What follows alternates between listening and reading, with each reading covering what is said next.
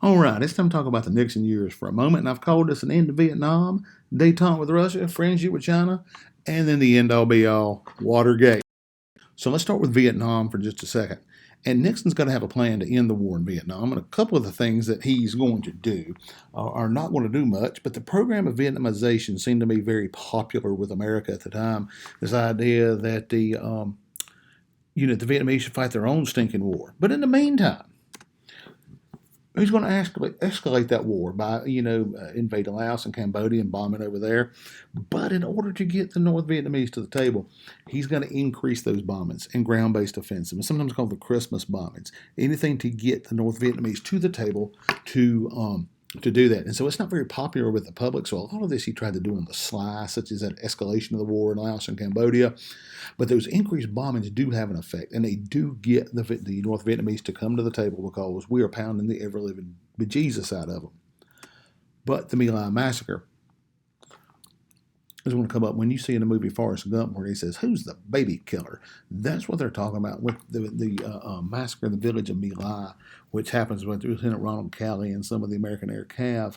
And what it boils down to, that war in Vietnam became so indiscriminate, and you couldn't tell who your enemy was, that the term that's used was crypto racism, that everybody who looked Vietnamese was your enemy. And it became like then they had been shot at in that village before, and next thing you know, their bloodlust turned loose, and you see the images that we saw in the previous lecture, and that's going to create even less support for the war. And you have the doves, or the people that want peace, that we withdraw now.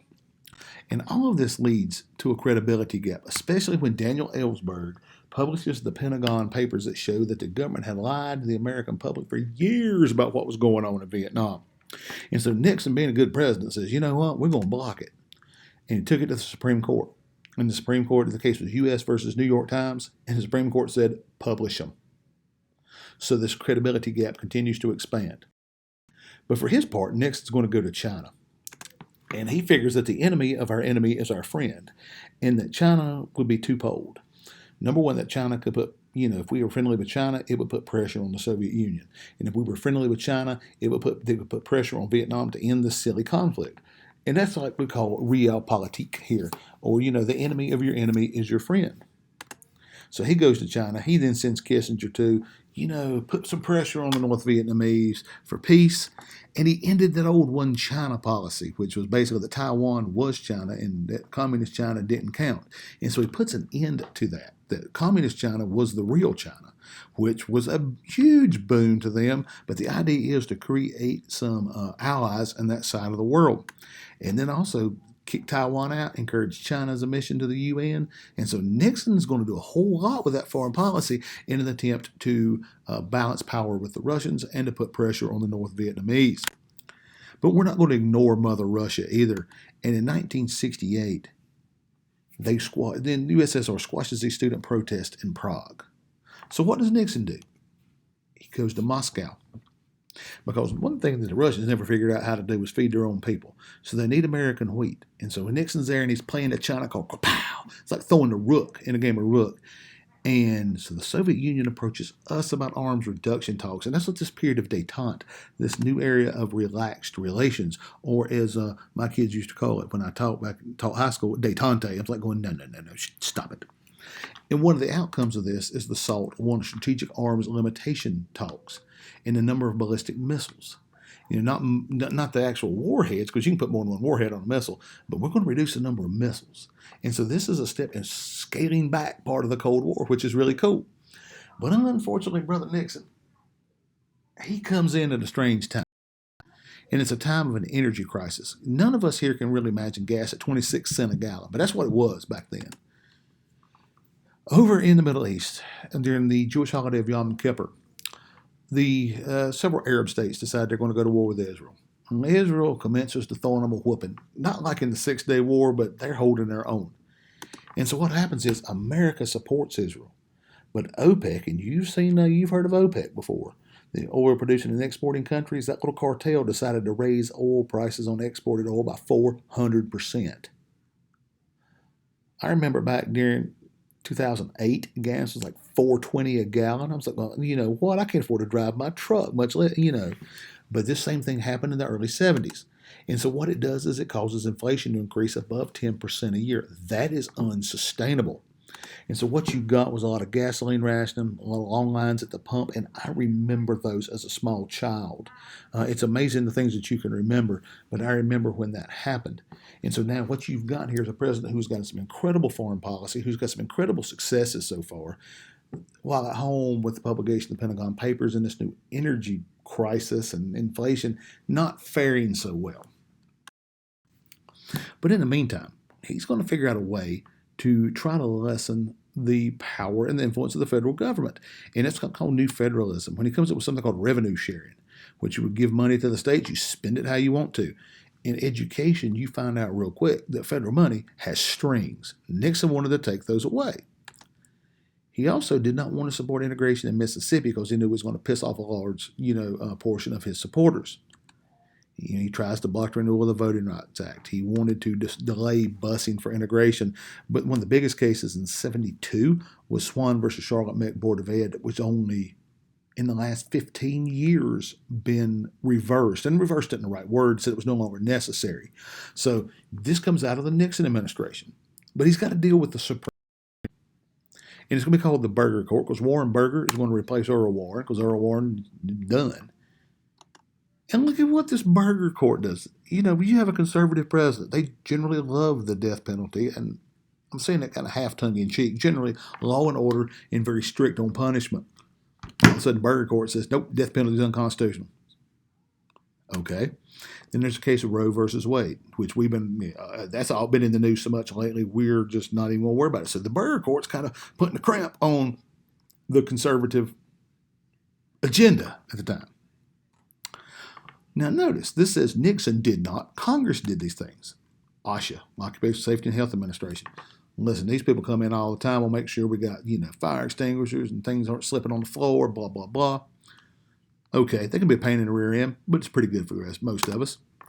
Then there's the EPA, Environmental Protection Agency. You got to clean up the environment, which was spurred on by the book Silent Spring, and how some of these things that we use are killing off the wildlife and the insects. That's why auto emissions, that's why you have a catalytic converter and all those little silly sensors and doodads now. Can't dump toxic waste into the water. Probably a good thing. Then there's the Endangered Species Act, with all these different things that we can't deal with. Congress did those during the Nixon administration, and he did not, if he opposed them, it was only token opposition. It wasn't, oh my God, I'm going to veto these things. So Nixon's not nearly as conservative as we may think. Now, of course, Nixon's real problems are going to be economic. All of a sudden, you get that inflation cranking up, unemployment begins to rise. It lowered under LBJ, and all of a sudden, it takes off. Our gross national product actually dipped. Our economy shrank. 71. I'm in diapers. Inflation's at 12%. There was a trade deficit for one of the first times ever. Cost of living's going up. Nixon said, man, we need a price and a wage freeze to keep this inflation in check. Didn't work. So he takes America off the gold standard. Said, you know what? We're not going to back our money with gold. That way he can pump more money into the economy, which is going to increase inflation. Nixon's got a mess on his hands. When you have high inflation and high unemployment, it's called stagflation, or a stagnant economy. And so why does it stagnate? Well, right here, LBJ. The Great Society cost money. The war in Vietnam cost money. And LBJ would not raise taxes to pay for it. So it created, all that borrowing creates inflation. Then there's international competition that we're going to see from Asia for the next 40 years. You throw in some rise in energy costs and a shift away from manufacturing to service industry, and you got a problem. You start to see industry shift from the Rust Belt into the Sun Belt, and textiles from the Sun Belt into South America and overseas. And then those tax cuts prevent, all this inflation offsetting. And there's also, do not under any circumstance discount the idea of complacency. Because America had been on top for so long and things were going along so good. So what this ends up with is something called stagflation, and that's going to carry over into the Ford and Carter years that we're going to get to toward the end of the week. And our productivity slowed, Our inflation rose. I mean, look at that. Again, we're at 11% in 74. We're at 9% unemployment. And that circular flow of the economy has been disrupted. And that's what Nixon's facing going into 1972. And so we're going to look at that election, and that's going to call the end of Tricky Dick. So we got a couple of questions. What's an imperial president? I keep hearing about that today. Matter of fact, I got a T-shirt that says imperial president on the back of it. What's an abuse of power? I've got to keep that in mind. What is it to be paranoid? Because Nixon is. And then the question is, was Nixon imperial in his actions? I'm going to give you the answer. Yeah. And did Nixon abuse his power? I'm afraid he did. I'm a fan of a lot of Nixon stuff, but yeah, you just can't do what he did. And lastly, did Nixon's paranoia help lead to his demise? That answer is yes. So let's look at the big picture for a second. We're in the last throes of the Vietnam conflict, folks. We're trying to get out. America, all of a sudden, is like us today. We're pretty jaded when it comes to the government, I think, today. At that point in time, it was almost like, they've just been slapped with a dish rag right there at the table. Oh my God, we can't trust our government anymore. I mean, you went from Ike, who was everybody loved, and then you end up in the LBJ years, and it's like, oh my God, our government will lie to us? Yes. And so Nixon, this paranoid, I'm going to use the phrase weirdo, is going to come into power during that. But, we've seen that he has been phenomenal in his foreign policy. As a matter of fact, if Watergate doesn't happen, he goes down as a great president, in my opinion. But his domestic policy is going to get him, and we know that people vote on the back of that economy, and the economy is in the tank. So during the election, who did the Dems nominate? George McGovern. George McGovern is a well-known dove. He's what we would call a peace hawk. I mean, he is militant about getting out of Vietnam. And I called him here a peace dove, but I mean a peace hawk because he is militant about it. And McGovern gets a bad rap in American history as being, he was this, he was a peacenik. Oh my goodness, he didn't want to fight. This is a man who flew a B-24 bomber in World War II. Okay, I mean he's got some bona fides here. So we got him. Then you got George Wallace. He was shot though. Remember in Forrest Gump said somebody shot that angry little man. So he gets shot. So now Nixon is going to campaign on what we call the pieces at hand platform, meaning, hey, you let me pieces at hand, all we need, just a little bit more. And he's so worried he would not get reelected. Oh my goodness, that paranoia is kicking in, and it's going to lead to his downfall. But not at election time. Because at election time, I want you to look at that. He wins a landslide, 520 to 17. He throws McGovern a beating. So let's look at that Nixon style.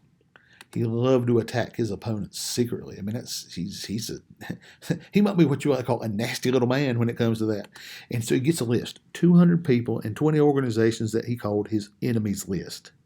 Now let me tell you some people on the enemies list. The Kennedys, black congressional leaders, George McGovern. And so what does he do? Man, he does the thing that all presidents do. He uses things like the FBI, the IRS to spy on them and harass them. There's one thing you don't want. That's an IRS audit, because that just sucks. Then he doesn't just use the FBI and IRS. He uses the CIA. Something called Operation COINTELPRO. So he's going to use it to spy on America's people. I mean, that's what I'm saying. We're talking about weird and imperial and paranoid. Nixon's your boy. So he's got this thing called CREEP, the Committee to Re-elect the President. And it includes lots of money, a lot of fundraising, and a lot of thugs. And he used this money and these thugs to what called dirty tricks. And then he had a special investigations unit that were ex-CIA operatives, and he called them the plumbers because they were supposed to fix leaks and do this kind of stuff. And so what they're going to do is Ellsberg, who has published the Pentagon Papers at the New York Times, they're going to target him. They're going to go to a psychiatrist's office and see what they can find out about him. Maybe he's in love with his mother or something goofy like that. They find nothing. And so they get a little too big for their britches, as one of my old coaches would say. And the plumbers broke into the Democratic headquarters at the Watergate Hotel in Washington, D.C. And they get caught. Now, the thing becomes public. Nixon says, I don't know what's going on. People in America, they know if their president's a crook. Well, I ain't no crook. Anyhow, so he begins a cover-up campaign. People in America, we forgive anybody if they just tell the truth. The President Nixon could not tell the truth. And a lot of people knew it, but they couldn't prove it. Which leads us to Woodward and Bernstein, who's still hanging around doing things today. And they were young reporters for the Post, and they uncover this. They uncover the connections. And so Nixon, for his part, started to give hush money to the plumbers so they will stay quiet. Oh my goodness! So you've got yourself a mess. And so 3 of Nixon's aides are going to resign because they know what's coming. As soon as this gets public and the proof gets out there, the hammer's coming down. And they all know that every conversation in the White House was taped. And so what happens is these tapes we think Richard Nixon was going to use and publish his memoirs later. But Archibald Cox, who's going to be one of the prosecutors, is going to call on Nixon to surrender those tapes. Nixon says, I ain't got to. I'm the president. I have executive privilege. Later on, he's going to release some very edited tapes. It's going to leave out the crucial parts, but it's going to go all the way to the U.S. Supreme Court in the case of U.S. versus Nixon. And they said, nope, you got to release all of them, which leads to the Saturday Night Massacre. He wanted Archibald Cox fired. They wouldn't do it, so he fired them. And so the public sees this thing. It's like, oh my God, this is exactly what Ellsberg's talking about. The American government will, do this, that, and the other. And his vice president, Spiro Agnew, who'd get mad if you called him Spyro, is going to resign because some of his shenanigans come out. He's going to end up going to jail. Can you imagine an American vice president going to jail? When you think today's times are weird, you ain't seen nothing unless you were around in the early 70s. And I was too young to remember it. So old Spyro resigns, income tax evasion and bribery, and goes to jail. All right? Impeachment proceedings are going to be like, so now we got to do it. So the House Judiciary Committee voted to recommend an impeachment. And if you're the President of the United States, this sucks because now it's on. So what are the counts? Obstructing justice, violating people's civil rights. You look at all these things here. Defying congressional authority. I usually like defying congressional authority. That's kind of fun. Lying to the American public.